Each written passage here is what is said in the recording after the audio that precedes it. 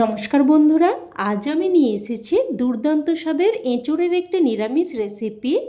তবে বানানোর পদ্ধতি একদমই নতুন, আর বাড়িতে থাকা সাধারণ কিছু ঘরোয়া মশলা দিয়ে এটা তৈরিও করে নিতে পারবেন। আর এটা খেতে কিন্তু একদম অসাধারণ স্বাদের হয়। যে এঁচোড় খেতে পছন্দ করে না, এভাবে বানিয়ে দিলে সেও কিন্তু একদম তৃপ্তি করে আঙুল চেটে খেয়ে নেবে। তো প্রথমে আমি এঁচোড়টা কেটে নেব। তার জন্য এখানে দেখুন পেপার পেতে নিয়েছে, আর হাতে বটির মধ্যে ভালোভাবে সর্ষের তেল লাগিয়ে নিলাম। আর এখানে দুটো পাত্রের মধ্যে জল নিয়েছি, পাত্রগুলোর মধ্যে অল্প একটু করে সর্ষের তেল দিয়ে দিলাম। এতে করে পাত্রগুলো খুব সহজেই পরিষ্কার করা হয়ে যাবে।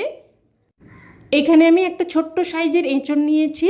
প্রথমে এঁচোড়ের বোটার দিকটা এইভাবে কেটে নিয়ে তারপর দেখুন এঁচোড়টাকে লম্বালম্বিভাবে পাতলা করে কয়েকটা ফালি করে নেব।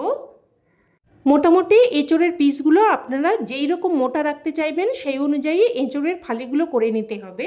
আপনারা পুরো কাটার পদ্ধতিটা দেখলেই বুঝতে পারবেন। এবার এঁচোড়ের খোসাটা ভালোভাবে ছাড়িয়ে নেব। আর এই রকম সরু সরু ফালি করে নিলে এঁচোড়ের খোসাটা কিন্তু খুব সহজে ভালোভাবে বাদ দিয়ে দেওয়া যাবে। তো খোসাটা এইরকম ভালোভাবে বাদ দিয়ে তারপর এঁচোড়ের বুকের দিকের অংশটাও দেখুন ভালোভাবে বাদ দিয়ে দিতে হবে। এবার এঁচোড়টাকে এইরকম একটু মাঝারি ধরনের টুকরো করে নিচ্ছি। আমি এখানে এঁচোড় কাটার দুই রকম পদ্ধতি দেখাচ্ছি, তবে আপনাদের যেই পদ্ধতিটা সুবিধা মনে হবে সেই রকমভাবেই কেটে নেবেন। তো একই রকমভাবে এঁচোড়ের খোসা আর বুকের দিকের অংশটা ভালোভাবে বাদ দিয়ে দিতে হবে। তারপর দেখুন এই যে বীজের পোর্শনটা আছে এইভাবে কেটে নিতে হবে। তারপরে এই ছালের দিকটা এইরকম টুকরো করে কেটে নিতে হবে, আর বীজগুলোকে দেখুন এইরকমভাবে বেছে নিতে হবে। আর এই বীজের সাথে যে চিরুনির মতো অংশটা আছে ওইগুলো দেখুন বাদ দিয়ে দিতে হবে। অনেকে কিন্তু এগুলো বাদ দিয়ে দেন, যেমন করে আমরা কাঁঠালের বাদ দিয়ে দিই। অনেকে বলেন এগুলো নাকি একটু হজমের সমস্যা করে। আর এই বীজের গায়ের খোসাটাও কিন্তু অনেকেই বাদ দিয়ে দেন। আবার অনেকেই বলেন এত কিছু বাদ দিলে এঁচোড়ের বেশিরভাগ অংশটাই ফেলে দেওয়া হয়। তাই সাধারণত এইরকমভাবেই সবাই কেটে নেন, আর আমিও কিন্তু এইরকমভাবেই কেটে নিয়েছি। তবে আপনাদের সব রকম পদ্ধতি আর সব তথ্য জানিয়ে দিলাম। এঁচোড়টা কেটে নিয়ে তারপর বটিতে আবারও একটু সর্ষের তেল লাগিয়ে নিয়ে দেখুন এইরকমভাবে পেপারে করে একদম ভালোভাবে মুছে নিলাম। একদম দেখুন আঠাটা ভালোভাবে পরিষ্কার হয়ে গেছে। এবার সাবান দিয়ে পরিষ্কার করে নিলেই হয়ে যাবে। আপনারা কিন্তু এরকম খুব সহজেই এঁচোড় কেটে নিতে পারেন। তো দেখুন এঁচোড়টা আমি এখানে ধুয়ে রেডি করে নিয়েছি। এবার এদিকে আমি একটা পাত্রের মধ্যে জল গরম হতে বসিয়ে দিয়েছি। অল্প একটু লবণ দিয়ে ভালোভাবে মিশিয়ে নিলাম। তারপর কেটে ধুয়ে রাখা এঁচোড়টা দিয়ে দিলাম। অল্প একটু হলুদ গুঁড়ো আর অল্প একটু সর্ষের তেল দিয়ে দিলাম, কারণ এতে করে পাত্রটা কিন্তু ভালোভাবে সহজেই পরিষ্কার করা হয়ে যাবে। তো হলুদ গুঁড়োটা দিয়ে ভালোভাবে মিশিয়ে নিলাম। এবার একটা ঢাকনা দিয়ে প্রায় 4 থেকে 5 মিনিট মতো এঁচোড়টাকে সেদ্ধ করে নেব। এবার এদিকে আমি একটা মশলা তৈরি করে নেব। তো গ্যাস অন করে কড়াই বসিয়ে দিয়ে দিয়েছি 1 চামচ গোটা ধনে, দুটো ছোটো এলাচ আর অল্প একটু দারচিনি আর 4-5টার মতো গোলমরিচ। এবার মশলাগুলোকে একটুক্ষণ প্রথমে নাড়াচাড়া করে ভেজে নিলাম।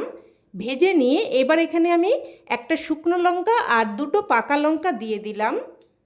আপনারা কাঁচা লঙ্কাও দিতে পারেন, তবে পাকা লঙ্কাটা দিলে তরকারির রঙটা সুন্দর আসবে।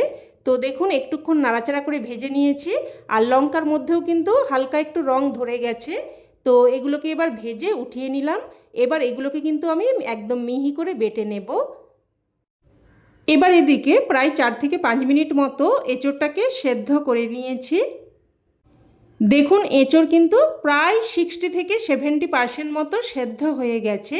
খুব কিন্তু একেবারে বেশি সেদ্ধ করার প্রয়োজন নেই। এবার গ্যাসের ফ্লেম বন্ধ করে এটাকে নামিয়ে নিয়ে তারপর কড়াই বসিয়ে দিয়েছি। আর এখানে দিয়ে দিলাম প্রায় 2 চামচ মতো সর্ষের তেল। তেলটাকে খুব ভালোভাবে গরম করে নেব। তেলটাকে একদম ভালোভাবে গরম করে নিয়ে তারপর দেখুন এঁচোড়টাকে আমি ছেঁকে নিয়েছি। তো এঁচোড়গুলো দিয়ে দিলাম, আর এঁচোড় সেদ্ধ জলটা কিন্তু আমি আলাদা করে রেখে দিয়েছি, জলটা কিন্তু আমি ফেলিনি। এবার কিছুক্ষণ নাড়াচাড়া করে এঁচোড়টাকে দেখুন হালকা লাল করে ভেজে নিলাম। এই রকম একটু হালকা করে ভেজে নিলেই চলবে। তো এবার এঁচোড়টাকে উঠিয়ে নিচ্ছি। উঠিয়ে নিয়ে এবার ওই কড়াইয়ের মধ্যেই আবারও দিয়ে দেব 2 চামচ মতো সর্ষের তেল। তেল হালকা গরম হয়ে আসলে ফোড়নে দিয়ে দিচ্ছি হাফ চামচ গোটা জিরে, দুটো শুকনো লঙ্কা আর একটা তেজপাতাকে দুটুকরো করে দিয়ে দিয়েছি। ফোড়নটাকে নাড়াচাড়া করে কয়েক সেকেন্ড ভেজে নেব। ফোড়নটা ভেজে নিয়ে এবার এর মধ্যে দিয়ে দিচ্ছি আলু। এখানে আমি দেখুন দুটো মিডিয়াম সাইজের আলুকে এইরকম ডুমো ডুমো করে কেটে দিয়েছি। আর এঁচোড়ের মধ্যে একটু আলু না দিলে বেশ কিন্তু জমে না। তো একটু নাড়াচাড়া করে মিশিয়ে নিয়ে একটা ঢাকনা দিয়ে আলুটাকে কিন্তু প্রায় 2 থেকে 3 মিনিট মতো ভেজে নেব। তো দেখুন ঢাকনা দিয়ে দিয়ে আলুটাকে প্রায় 2 থেকে 3 মিনিট মতো ভেজে নিয়েছি। এবার এর মধ্যে দিয়ে দিচ্ছি একটা মিডিয়াম সাইজের কুচানো টমেটো। টমেটোটা দিয়ে একটু নাড়াচাড়া করে নিয়ে এবার এর মধ্যে দিয়ে দিচ্ছি 1 চামচ আদা বাটা। আদা বাটাটা দিয়েও একটুক্ষণ নাড়াচাড়া করে নেব। একটুক্ষণ নাড়াচাড়া করে নিয়ে এবার যে মশলাটা আমি ভেজে রেখেছিলাম ওটাকে দেখুন একদম মিহি করে বেটে নিয়েছি। তো ওটা দিয়ে দিলাম। মশলার বাটি ধুয়ে অল্প একটু জলও দিয়ে দিলাম স্বাদ অনুযায়ী লবণ, হাফ চামচ মতো হলুদ গুঁড়ো। আর তরকারির সমস্ত লবণটা কিন্তু এখনই দিয়ে দিলাম। লবণ আর হলুদ গুঁড়োটা দিয়ে ভালোভাবে মিশিয়ে নিয়ে এবার একটা ঢাকনা দিয়ে দিয়ে মশলাটাকে কিন্তু প্রায় 2 থেকে 3 মিনিট মতো কষিয়ে নেব। তো দেখুন ঢাকনা দিয়ে দিয়ে মশলাটাকে কিন্তু বেশ ভালোভাবে কষিয়ে নিয়েছি। আর দেখুন মশলা কষাতে কষাতে আলুও কিন্তু প্রায় 60 থেকে 70% মতো সেদ্ধ হয়ে গেছে।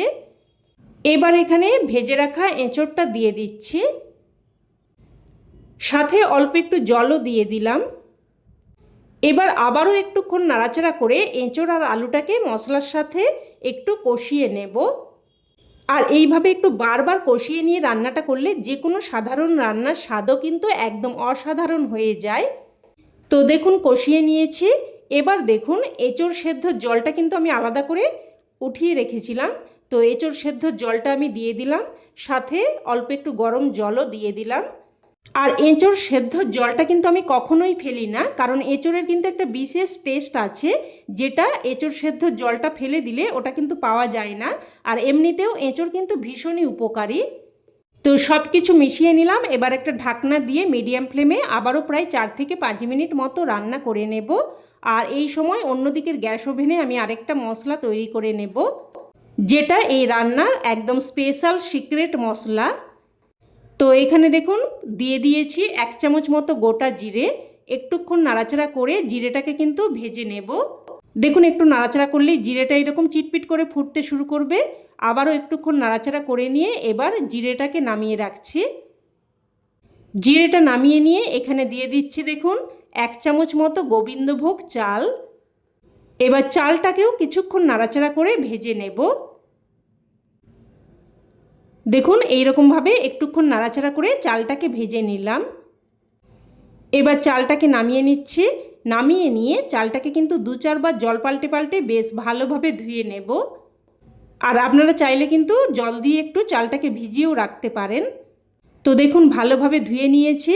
এবার এই চাল আর ভেজে রাখা জিরে এই দুটোকে কিন্তু একসাথে একদম মিহি করে বেটে নিয়েছি। এবার এদিকে প্রায় কিন্তু 4 থেকে 5 মিনিট মতো ঢাকনা দিয়ে রান্না করে নিয়েছি। দেখুন আলু একদম ভালো মতো সেদ্ধ হয়ে গেছে, আর এঁচোড়ও দেখুন একদম ভালো মতো সেদ্ধ হয়ে গেছে। এবার এখানে এই বেটে রাখা মশলাটা দিয়ে দিচ্ছি। আর এই মশলাটা কিন্তু এই রান্নার স্বাদে একদম অন্য মাত্রা এনে দেবে। মশলার বাটি ধুয়ে অল্প একটু জলও দিয়ে দিলাম। এবার সব কিছু আবারও ভালোভাবে মিশিয়ে নেব। বন্ধুরা, আপনারা নিরামিষ এঁচোড়ের তরকারি তো অনেকবারই রান্না করে খেয়েছেন, তো একবার এইভাবে রান্নাটা করে দেখবেন, খেতে কিন্তু একদম অপূর্ব লাগে। তো মশলাটা মিশিয়ে নিয়ে একটা ঢাকনা দিয়ে আমি কিন্তু আবারও 2 মিনিট মতো রান্না করে নিয়েছি। এবার এখানে দিয়ে দিচ্ছি অল্প একটু চিনি, এতে করে স্বাদটা সুন্দরভাবে ব্যালেন্স হবে আর খেতেও কিন্তু খুবই ভালো লাগবে। আর এই রান্নার গ্রেভিটা কিন্তু এইরকমই রাখবেন, কারণ ঠান্ডা হলে এই গ্রেভিটা কিন্তু আরও একটু শুকিয়ে যাবে, যেহেতু এখানে চাল বাটা দেওয়া আছে। তো এবার সব শেষে এখানে দিয়ে দিলাম 1 চামচ মতো ঘি। ঘিটা দিয়ে ভালোভাবে মিশিয়ে নিয়ে এবার গ্যাসের ফ্লেম বন্ধ করে একটা ঢাকনা দিয়ে 2 মিনিট স্ট্যান্ডিং টাইমে রেখে দিয়েছি। আর রান্না কিন্তু এখন একদম তৈরি। এবার এটা গরমাগরম ভাত বা রুটি যে কোনো কিছুর সাথে পরিবেশন করতে পারেন। খেতে কিন্তু জাস্ট ফাটাফাটি লাগে। তবে আমার কথাই নয়, অবশ্যই আপনারা এইভাবে একবার বানিয়ে দেখুন, তারপরে কিন্তু আমাকে কমেন্টে জানাবেন খেয়ে আপনাদের কেমন লাগলো। আর শেষে একটা ছোট্ট অনুরোধ, রেসিপি যদি ভালো লেগে থাকে প্লিজ একটা লাইক দিয়ে দেবেন। আর চাইলে অন্যান্য বন্ধুবান্ধবদের সাথে শেয়ারও করতে পারেন। আর চ্যানেলের নতুন বন্ধু হয়ে থাকলে চ্যানেলটি অবশ্যই করে সাবস্ক্রাইব করে নেবেন। তো আজ এই অবধি, আবারও অন্য কোনো রেসিপিতে দেখা হবে। ততক্ষণে সকলে ভালো থাকবেন, সুস্থ থাকবেন, আর সকলকে ধন্যবাদ।